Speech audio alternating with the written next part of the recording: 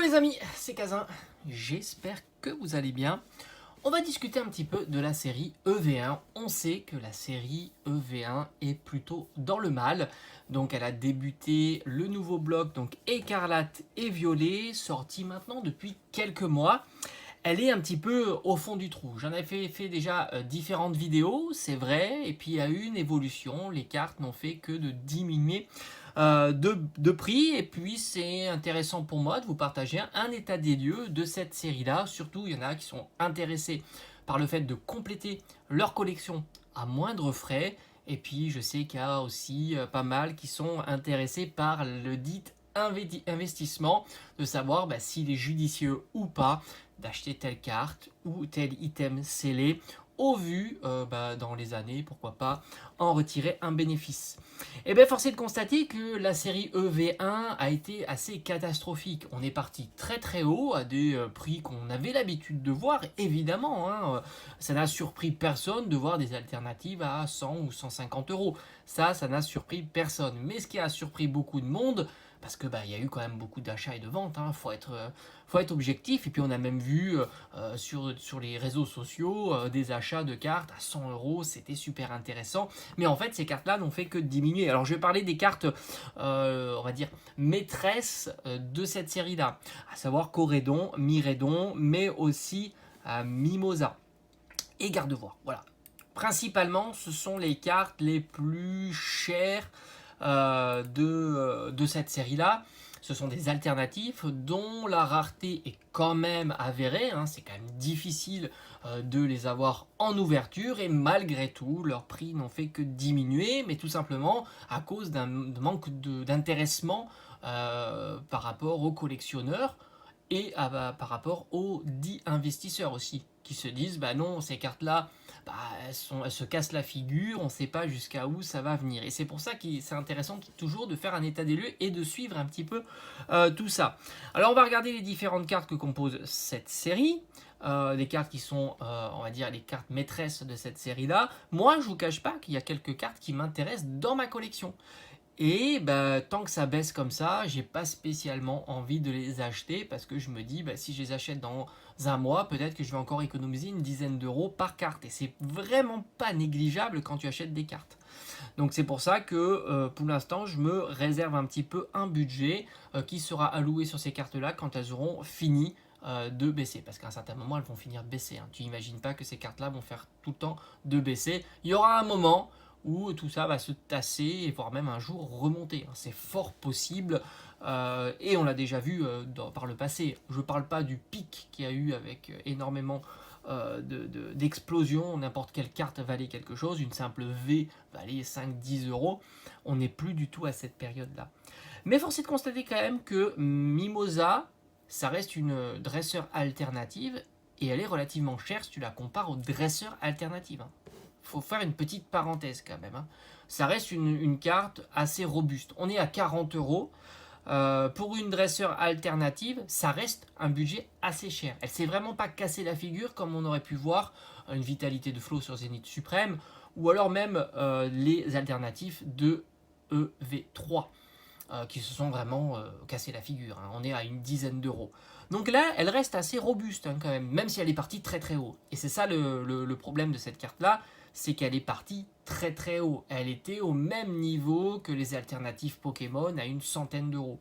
Donc forcément, quand tu pars de très très haut, il y a un effet psychologique et tu baisses moins, malgré tout. Mais ça reste une carte qui est relativement chère à 40 euros pour une carte dresseur alternative. Parce que si tu les compares aux autres, alors hors Machine encore évidemment, parce que Machine a subi un petit peu le même effet que Mimosa. Et d'ailleurs, il faudrait que je regarde les prix de Machine, même si ça m'intéresse moins, c'est quand même assez cher. Et je ne mets pas ces prix-là sur des cartes dresseurs alternatives. Une dizaine d'euros, je les mets. Je commence un petit peu à me faire une petite collection alternative dresseur, parce que je trouve que c'est un bon prix. J'ai eu Cheren, celle de Zénith Suprême, tu les as entre 5 et 10 euros. Je trouve que c'est super intéressant, parce que c'est pas cher et elles sont très très belles. Donc Mimosa reste quand même une carte assez chère au vu du format de la carte, même si Machine fait figure aussi d'exception. On retrouve aussi Gardevoir qui est super joli et j'aimerais bien l'avoir dans la collection. On est aux alentours d'une quarantaine d'euros. Voilà, ça reste assez stable à ce prix-là, mais on est quand même dans une tendance assez baissière sur ces cartes-là. C'est une très jolie carte qui, pour moi, est plus sympa que Corédon Miredon. Alors après, c'est vrai qu'il y a eu l'aspect nouveau Pokémon et on le sait très bien que les nouveaux Pokémon n'accrochent pas forcément. On l'a vu par le passé avec Zacian, Zamazenta. Il faudra plus de temps pour que ces Pokémon-là accrochent plus. Malgré tout, Zacian, Zamazenta sont des Pokémon assez populaires hein, quand même. C'est pas comme Corédon, Miredon.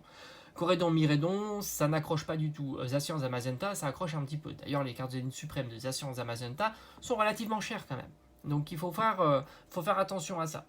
Mais c'est vrai que donc Corédon, alors Corédon alternative, moi elle m'intéresse, vous le savez, il y a le magnifique Dédenne devant. Franchement, la carte est magnifique. J'aimerais vraiment la voir en vrai pour l'admirer. On est à moins de 40 euros, je pense à 30 euros tu peux la trouver en cherchant bien, en négociant bien. Et c'est une carte voilà, qui est vraiment très très jolie. Et enfin, donc on a parlé de Mimosa. Mimosa Full Art, elle est assez chère aussi, Mimosa Full Art. On est aux alentours d'une quinzaine d'euros. À 10 euros, ça pourrait être très intéressant parce que la carte est très jolie. Comme je vous ai dit, hein, souvent les cartes dresseurs diminuent puis remontent. Donc à un certain moment, ça sera vraiment son prix plancher. Et enfin, on a la carte donc Miredon X, qui est d'habitude le plus populaire hein, des deux. Hein. Miredon, Corédon, c'est Miredon le plus populaire. Et bien là, force est de constater, ça est en train de s'équilibrer. Les cartes sont quasiment au même niveau, même s'il y a moins d'offres à ces prix-là, mais c'est une quarantaine d'euros. Donc si tu vois que les deux cartes sont à peu près au même niveau, tu peux imaginer que Corédon va continuer à baisser, parce qu'il y aura certainement moins de demandes de Corédon par rapport au Miredon. Et moi, elle ne m'intéresse pas du tout, cette carte-là de Miredon. Même si c'est une jolie carte, attention, c'est une alternative texturée, il y a du travail dessus. Hein. Ça, j'enlève pas du tout le travail qu'il y a sur ces cartes-là. Elles sont très très jolies et pas si faciles à faire tomber. Même des cartes qu'on avait vues qui avaient monté à une époque, j'ai en tête Tarsal Kirlia en version AR, et ben elles se recassent la figure. Ça, c'est assez intéressant de le voir. Ces cartes-là qui avaient monté à une époque, qui étaient plus demandées, on était au-dessus des 20 euros, voire 25 euros pour la Tarsal. Eh ben, force est de constater, elles sont en train de se recasser la figure, tout simplement pas parce qu'il y en a plus, mais aussi parce qu'il y a moins de demandes hein, sur ces cartes-là. Ceux qui les voulaient considéraient que c'était un bon prix, ils les ont achetés, et par conséquent, l'offre et la demande, ça s'équilibre plus, et du coup, les cartes diminuent, et le Tarsal, tu peux la trouver pour moins de 15 euros, voire même presque à 10 euros, tout comme Kirlia. Ce sont des jolies cartes, hein, vous le savez, je suis très fan de ces formats-là. Donc là, quand on a fait le tour de l'état des lieux des cartes à l'unité à acheter, on peut faire aussi l'état des lieux des items scellés. Et là, tu peux voir que les promotions commencent à arriver et assez massivement. Et si ça continue comme ça, on risque d'en voir de plus en plus. J'étais assez surpris de voir des boosters à l'unité sous blister, hein, je précise, avec le blister, hein, pas les boosters sortis de display, hein, vraiment avec le blister, on va dire officiel, je vous mettrai une image ici, à 4,50€, ce qui est vraiment super intéressant. Un booster scellé sous blister à 4,50€, c'est quand même pas cher du tout. En règle générale, le prix standard, c'est 6€ sur ces boosters-là. Mais voilà, quand les boosters ne se vendent pas, ils sont massivement printés. Hein, tu peux en voir des quantités astronomiques dans les boutiques de jouets, il y en a vraiment beaucoup. Du EV1, EV2 et du EV3, et les prix diminuent. Hein. J'ai vu vraiment à 4€, tu peux en trouver entre 4€ et 4,50€, mais ce n'est que le début. Si ça continue comme ça à ne pas se vendre, forcé de voir l'apparition de promotions sur ces boosters-là. Les ETB, c'est pareil, ça diminue, malgré qu'on ait une inflation sur la quantité de boosters dans l'ETB et une carte promotionnelle. Faut pas l'oublier, il y a un contenu qui est plus intéressant que des ETB qu'on a connus par le passé. Il y a 9 boosters, il y a les cartes promo Miredon et Corédon, mais là aussi tu peux trouver des ETB à moins de 50€, même à 45€ des ETB scellés, etc. Donc là aussi c'est une bonne affaire, mais bonne affaire, attention, parce que ça dépend de ton objectif. Si c'est pour le garder en scellé, ça te permet de les avoir payés un petit peu moins cher que le prix standard, mais si c'est pour la revente, franchement c'est compliqué, puisque tu le sais très bien qu'on est dans un moment où les items ne se vendent pas, donc vont baisser. et on ne sait pas jusqu'à quand ça va baisser, et on pourrait même imaginer des ETB à 30 euros, ce qui est ce qu'on a déjà vu par le passé, il ne faut pas l'oublier, des items soldés à 50%, que ce soit des tripacks, des coffrets, des ETB, ça a déjà existé. Alors évidemment les ETB moins, parce que ça part souvent plus vite et à moins de quantité, mais là on observe une grande quantité d'ETB disponibles. Après, donc on continue comme ça, les tripacks, tu peux les trouver aux alentours de 14 euros. Alors ça, c'est des prix qu'on avait l'habitude de voir, il y a eu une inflation des prix, mais 14 euros, c'était les prix d'avant. Mais il y a des petites promotions aussi, et on pourra peut-être un jour trouver des tripacks à moins de 10 euros. C'est pas impossible sur ces items-là. Et les displays, c'est à peu près 150 euros. La display, alors c'est vrai qu'en Day One, souvent les displays, c'est 160, 170, 180 euros. Mais là, tu peux les trouver aux alentours de 150 euros, ce qui est un prix aussi très intéressant. Ça te fait à peu près 4,40 euros, 4,50 euros le booster. Donc c'est plutôt pas mal. Donc tout ça, te montre en tous les cas que on revient dans on va dire dans une période où Pokémon n'est pas pris d'assaut. Il y a beaucoup d'items, beaucoup de choix aussi, ce qui est plutôt sympa. Et par conséquent, quand tu as beaucoup de choix, ça va un petit peu sur différents items. Et par conséquent, il y a du stock qui reste et les boutiques sont forcées de mettre des promotions. Moi, je ne serais pas surpris de voir plus tard, et ce qu'on avait déjà vu par le passé, dans des boutiques de discounters, des boosters.